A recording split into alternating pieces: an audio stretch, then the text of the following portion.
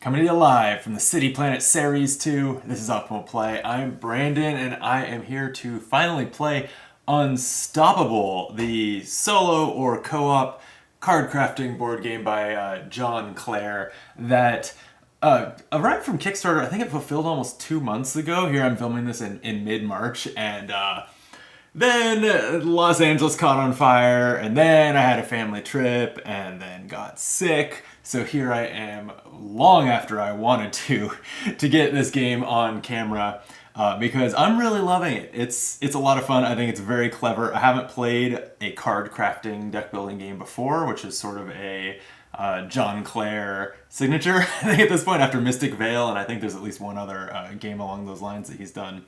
But super enjoying this one. I have a gripe. I've always got to start with the negative, right? I'm a negative person. The rule book. All right, so I was really struggling with this game. I actually even filmed a video once. I think it was before I got sick. It was just a cold, don't worry. And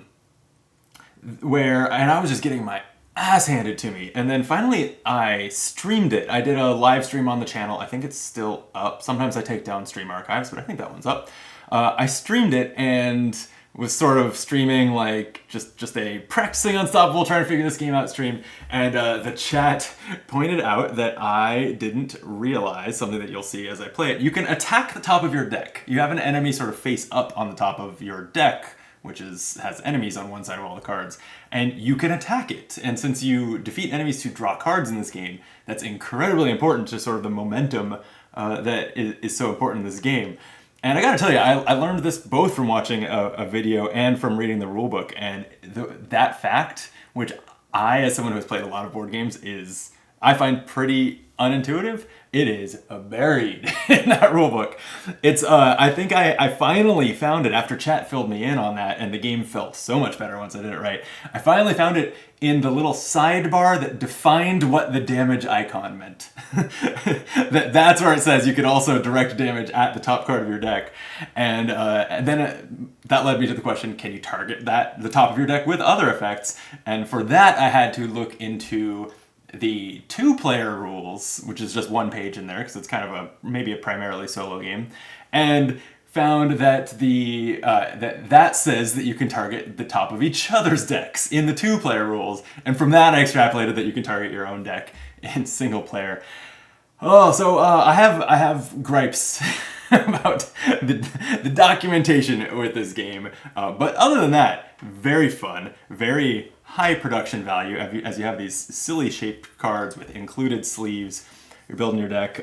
Very great art and story. So I'm excited to play more of it. I've played this boss, the Harbinger, a few times now, and beaten it now a couple times. So I'm going to go ahead and go up to hard difficulty. This is not a learn to play video, and in fact, I think I am going to I'm going to narrate what I do, but dial back. I think sometimes I over-explain games and play them solo. I'm not going to assume that you know everything going on, but I'm also not teaching you here. But I will tell you that since I'm playing on hard, I will be, as this danger track increases over the course of the game, I will be skipping these yellow marked boxes. And so that means that the the danger level will rise a little faster. If it was green, you would still skip a couple boxes at the end so that the length of the game is similar to, if that's normal. Excuse me. If this was normal, you'd skip the green boxes at the end, which would keep the length of the game about the same number of rounds, but not escalate the number nearly as fast. So it's a really clever kind of difficulty system that I enjoy here. The first thing I'm going to do, I guess, let's dive in. I am going to set up the game by drawing my opening hand and dealing out threats, and then finally the Harbinger boss is going to shuffle 2 additional threats specific to that boss into my deck. The way I defeat the Harbinger, it has health for a single player game, 12 health, but you can't just deal damage to it. You have to defeat these Order of the Harbinger threats from your own deck, and that deals 1 damage each time. So that's part of why it was so important to be able to attack the top of my deck and cycle through it faster so that I could get to these threats before time ran out. It was something I was really struggling with. So anyway, here's my opening hand. Then I'm going to put 3 threats into my threat area to set up here. And finally, I am going to shuffle these boss threats into what's left of my deck, which is only about 4 cards. But I do need to make sure that they are the right way up. Okay. With double-sided cards, you always have to kind of look away from your shuffling. So here I am staring down into the camera while I shuffle these cards. All right. Boom. So I am playing as Tiberius Plex. He is the corrupt councilman. Let's say I confess that I haven't read the whole kind of thick storybook that comes with the game, at least in the Kickstarter version. But I'm gonna read the flavor text here. Tiberius was recently elected to replace a popular favorite councilman who is poisoned. He's secretly in debt to the triumvirate crime ring, who orchestrated the whole thing to get him into a position of power as ambassador from the council to the Silver family. So the main thing that changes from character to character is what cards they start with, and it tells me here that he focuses on spreading damage between multiple threats. So that's what we'll be trying to do is AoE them down, basically. All right, so I can dive in to the first turn of the game. It's going to start with upkeep. I gain my action points, and then draft phase. I am about to draft basically what's the 4th card of my opening hand. I'm looking at the top 3 cards of this. We've got a passionate diplomat, an ally, so it would remain in play. And I'm realizing I don't know where in my setup I'm going to put in play cards. I'll use this space for it. You don't usually have more than a couple. All right, so this can exhaust and discard a card from your hand to deal 3, and if you have a Unite of 4, gain a money. Unite is the number of factions you've played or have in hand.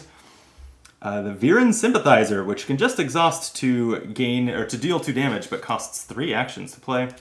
Or the JMA J99 Scrapbot, who can exhaust for a money or a damage. Boy, I think I'm gonna go straight for this Viren. I should have started with 3 money, by the way. This Viren Sympathizer, and hope that I can get an upgrade on it that either reduces its action cost or refunds me some actions when I play it. Because 3 actions is too much. All right, so I'm going to slide that in with a threat. What is going on here? Oh, these are upside down. Will probably help if I flip that for easier sleeving. Okay. All right, so my opening hand is Impose Sanctions, a tactic that deals 1 damage to each threat, ignoring taunt. That would outright kill both the top of my deck and this Saracen Thief. A couple strikes, just an action to deal 1 damage, and then this Viren Sympathizer that exhausts to deal 2 damage. Even though I just drafted this Sympathizer, I don't like it here because this Back Alley Blade Master has the Rage keyword, which means that when it attacks me, it will discard one of my allies from play, and that's not ideal because I can't kill it first because this Varenian Doe has the taunt keyword. So I think I should just impose sanctions. That's going to cost me 2 of my 3 actions, and deal 1 to each threat, ignoring taunt. So and again, there's still in my mind some rules vagaries about does each threat include the top of your deck, but for now I'm playing that it is including that. So 1 to each, and these thieves that currently have extra hit points equal to the danger number, which is 0. They're both defeated, so I will draw both these cards. They are both basic strikes. Okay, with that I can pretty easily take out the Varenian Doe by playing a strike with my last action to deal 1 more damage, defeating that, drawing this card. It's spare credits. I think I'll go ahead and play spare credits to gain a credit. And then before I end this main phase, let me look at my upgrade options. I have $4. Yeah, here we go. This Badge of Valor costs 4 and reduces the action cost of a card to play by 2, which would make this cost 1 instead of 3, which feels a hell of a lot better. So I'll go ahead and do that. Okay, spending my 4 credits. I'm gonna take this upgrade, slot it right in to this card, like that. Now it just says this card costs 2 less to play. It has also upgraded the threat on the back, but I'll worry about that later. Okay, we can clear out the cards I played this turn. It's the threat phase. I take damage from all active threats. This Blade Master is going to deal 2 to me. And it rages. It would defeat an ally from play if I had one in play. So that's rough, taking 2 damage in the first turn, but hopefully I claw my way back. And then the cleanup phase. I discard my cards. I already did that. I am going to reset my armor. Don't need to. Refill the battlefield with threats. So 3. And advance danger by 1. It is still 0. Okay, I got the Order Archivist and the Order Acolyte. These are both of the Order of the Harbinger cards shuffled into my deck here, so I can deal some damage to the boss, but they're also a little tougher to kill. Hopefully we work that out. It is now a new upkeep phase. I'm going to gain 3 action points, refresh my allies if I had any, resolve any upkeep effects. There are none. I've never really seen player cards. I should refill this upgrade track. I've never really seen player cards with upkeep effects, so my guess is that's mostly for bosses. We'll see. I haven't tried the other 2 bosses yet. Alright, drafting. I'm taking another level 1 card. Speaking of getting too many level 1 cards, I think I really like the idea of getting some training for myself here. Training lets you kind of access cards of higher levels even when you haven't properly leveled up. So I see that here on Data Transfer, a 0-cost tactic that trains and trains you again if Unite is 3 or more. So the number of factions in your hand and in play is 3. Dangerous Dealings is an action to gain 2 credits, and if you have 2 or more upgrades on cards in your hand and play, deal 2 damage. It's a little too early in the game to cash in on that. And Scrounge is 0 cost. It's 1 point of damage and bargain 3. The next upgrade you buy this turn costs 3 less. Bargain means it's an effect that you can optionally trigger that costs credits -1 for each card of this faction in hand and in play. So that is, so it would cost 3, but be discounted and reduce it. You know, I'm just gonna take the Data Transfer. That's what I wanted. I'm realizing I've got a Cosmo here. Nothing fancy. It is just from a bottle of a craft cocktail set I got at Costco, but I haven't taken a sip of it yet. Always dangerous to take the first sip of your cocktail on camera. It's not bad.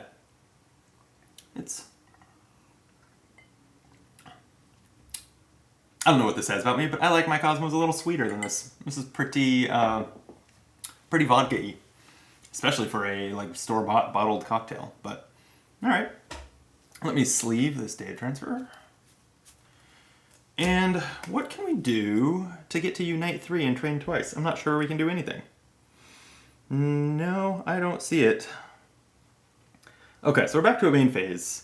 What's cool about these boss cards, even though they have a little bit higher hit points, I think, than most enemies do, when defeated, they deal some damage to something else. So I can actually chain these together to kill each other in a pretty effective way here, I think. So I'm going to go ahead and play this Viren Sympathizer for 1 action since I upgraded it to discount it from 3 to 1. And I'll just immediately go ahead and exhaust the Sympathizer to deal 2 damage to something. I'm going to send that damage at the Acolyte. That's enough to defeat it. So 2 things happen when I defeat it. It has, when defeated, deal 3 damage to something. I will do that. And then, like any other card, I'm going to pick it up and put it in my hand. But instead of being a card that stays in my hand and I can play, this says, Order of the Harbinger. When this card enters your hand or enters play, deal 1 boss damage and discard it. Okay, so that's what I've done. 1/12 of the way there.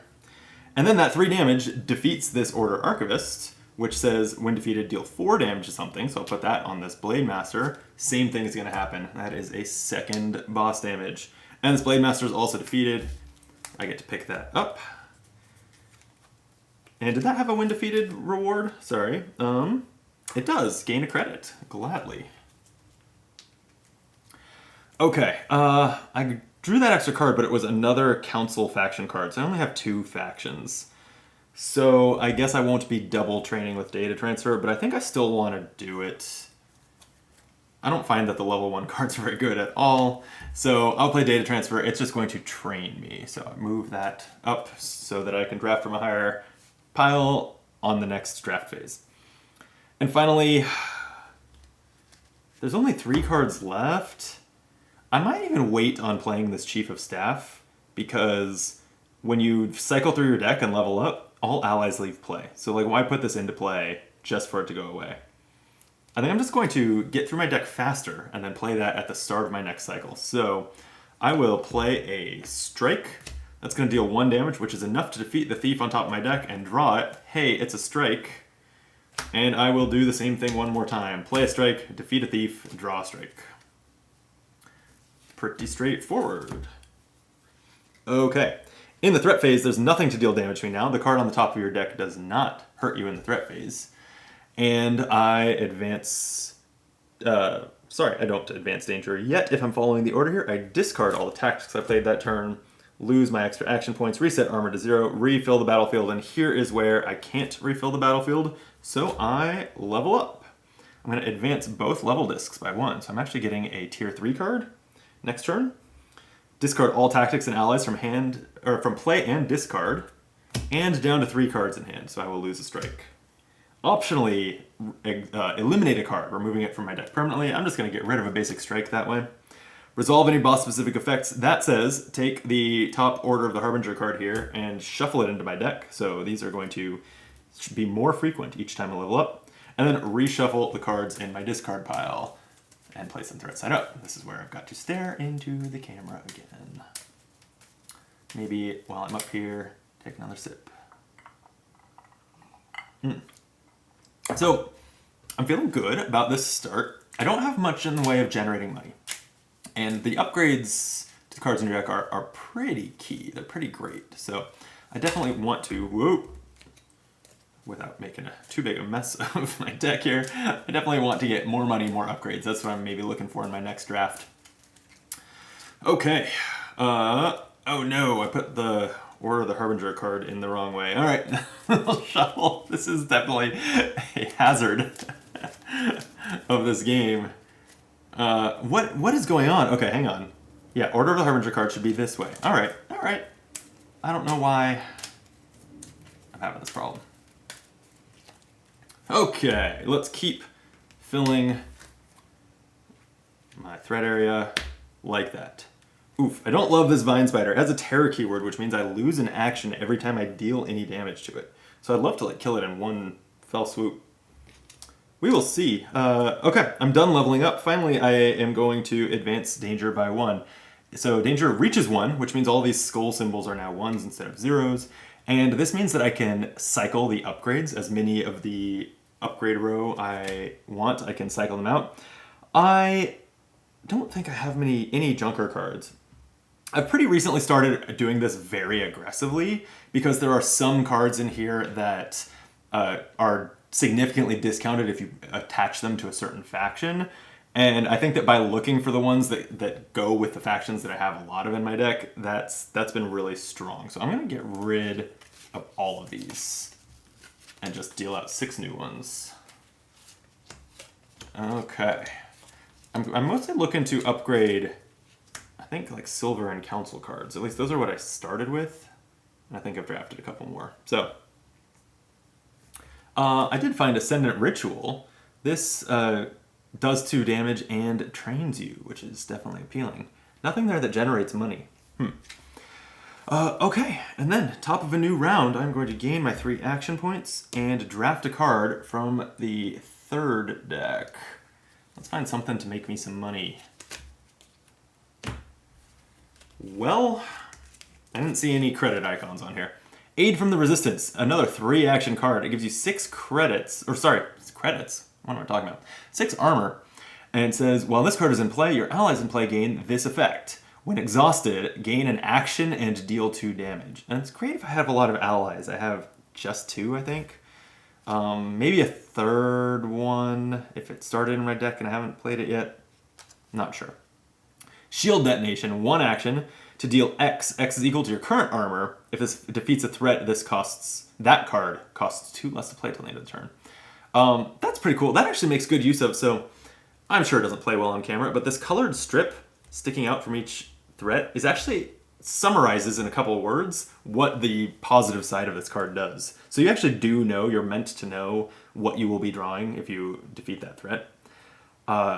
So when I know I'm going to discount something by 2, I can make sure to use this to defeat something that costs 2 or more actions. That said, dealing damage equal to my armor is like not something I'm set up to take advantage of. That leaves national target. It says eliminate a card from your deck and deal X damage, where X is your unite value, the number of factions. I guess I'll take that. I'm not feeling great about any of those drafts, actually. I expected to like them more than I do. So, alright, national target. And it's my main phase. Okay, the Sporling has Taunt. I have to deal damage to it first, and it has 3 hit points with danger at 3. This is actually terrifying right now. This is kind of rough. There's a lot of damage coming at me. Maybe I should have taken the 6 armor. Sheesh. Okay, well, I can play that Chief of Staff that I kind of saved until my deck cycled. So it's an ally that exhausts to deal damage. Geez, I don't even have much unite value for national target. So, wow, this is going to hurt. I might just get my ass kicked again here. Brutal. All right, let's play this out. But this is looking rough. Okay, so I can exhaust the Chief of Staff to deal a damage to the Sporling. I can basically play 2 strikes to deal 2 more damage to it, defeating it. And I pick it up, though, and it's Thrive on Chaos. If there are 3 or more active threats, gain a credit, and gain a credit for each active threat with damage. Right now, this would not generate anything. So that's kind of my turn. I'm about to take 3 damage from this Gen Mod Enforcer. Oh, and it's Rage, so it'll take out my threat. And 4 more damage from this Vine Spider. I'm about to take 7 damage. I was about to say maybe I shouldn't be playing on hard difficulty, but the difficulty has not mattered a whit yet here because we haven't skipped a yellow. On that danger track, these cards are just coming down against me. All right, well, let's play this out. I don't think I'm dead yet. It's the threat phase. I'm going to take 2, 3, 4, 5, 6, 7 damage, putting me at 1. You're telling me there's a chance. Rage also discards my Chief of Staff from play, which is frustrating. Then I will get rid of these. Refill the threats. Advance danger by 1. This lets me spend a credit to eliminate a card from my deck or discard pile. And sure.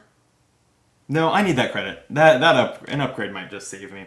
In fact, arguably I should have used this empowered upgrade to...